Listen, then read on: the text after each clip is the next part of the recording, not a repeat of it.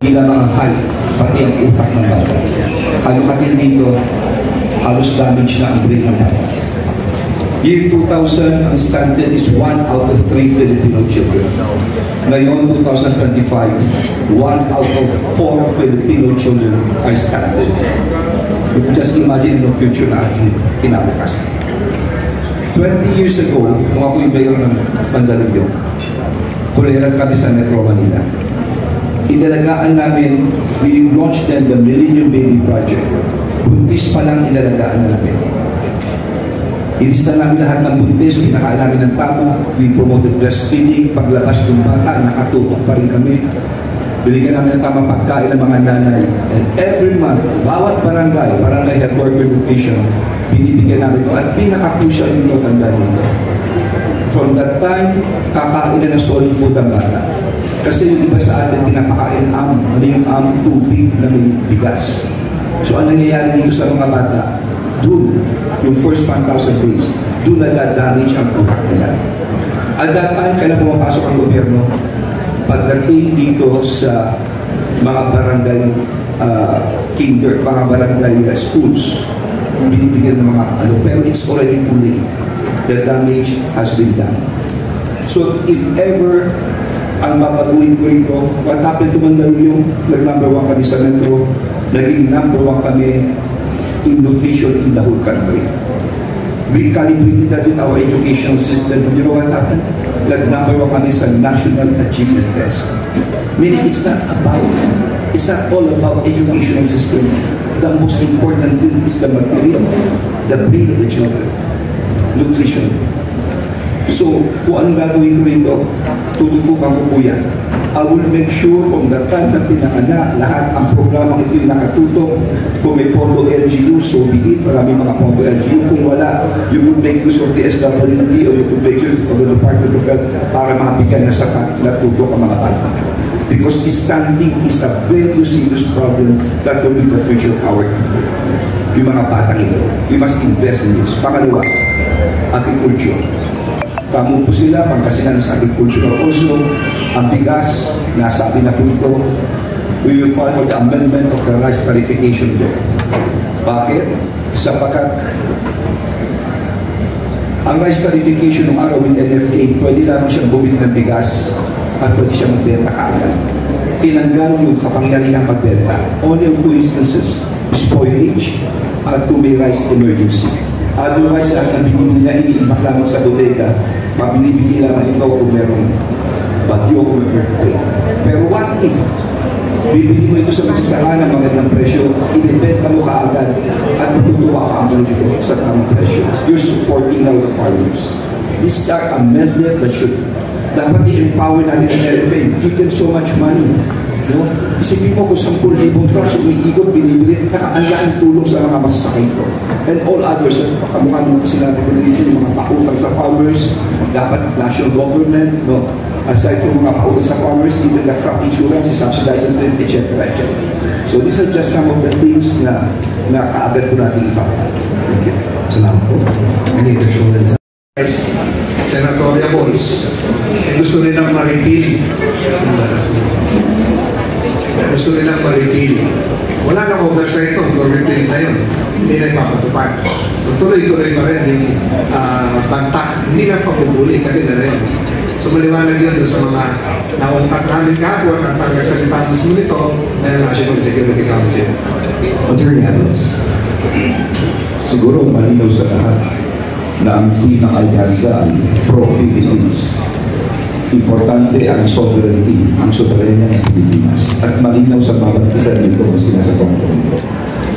First things first, malaki sila, mali tayo. Siguro these are things to do. At anong dapat gawin natin? Una-una, through the budget. Ito natin, mas lalo naman.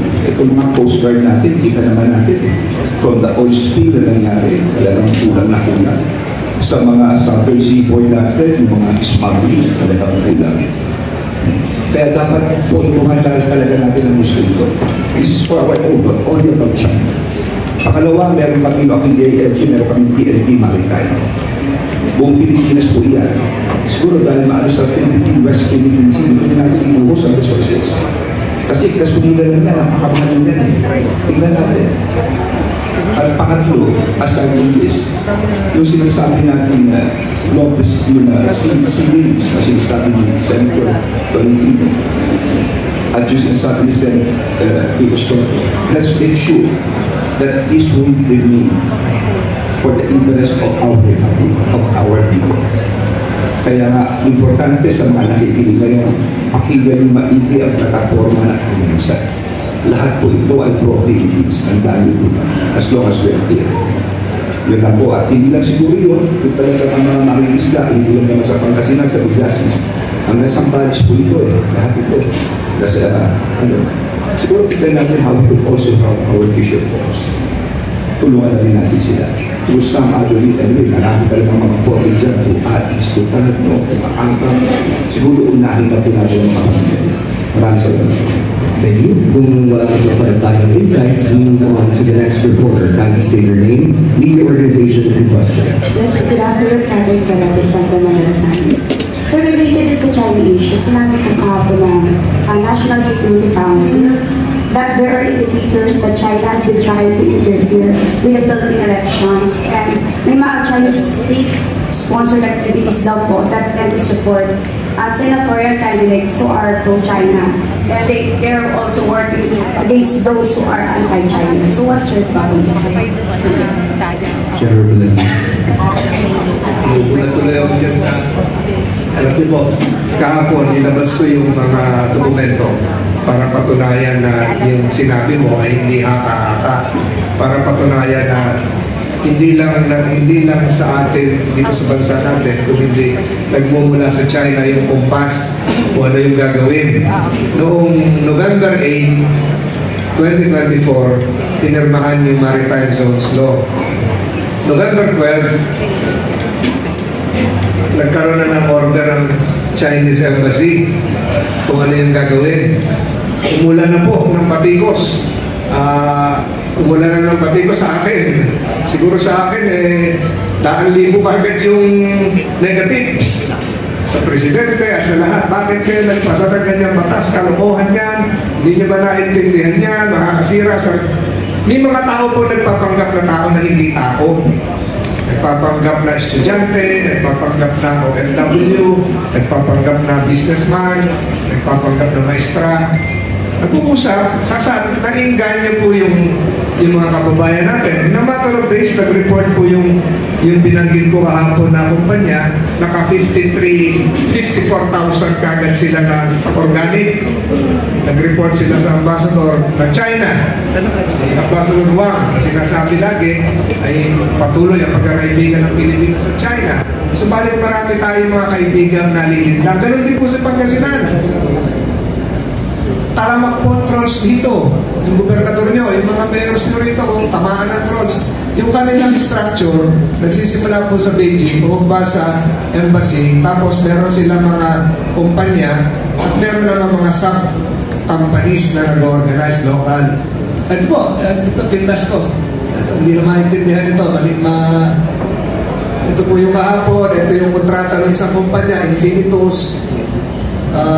Sa Makati ito, tinake down na raw yung Facebook kanina umaga o magabi, hindi pa sila nagre-reply.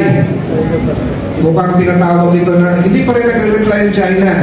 Kaya ako hinihiling ko sa DFA, kay Secretary Manalo, I call upon the good Secretary of the Department of Foreign Affairs to summon today, Viernes ngayon, the Ambassador of the People's Republic of China to explain this interference in our domestic affairs, which is a clear transgression of our sovereignty. Isang karumal-dumal at nakakahindig na pagyapak sa ating kalayaan. Lahat pinakaialaman nila, pati sa malls.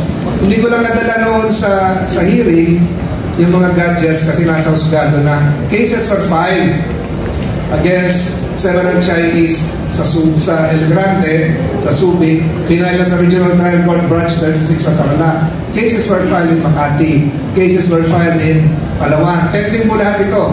Ito po yung mga pumapasok sa mga malls. Kunyari, nag-uusap yung dalawang magkaibigan, sasali sila, kasali na rin sila.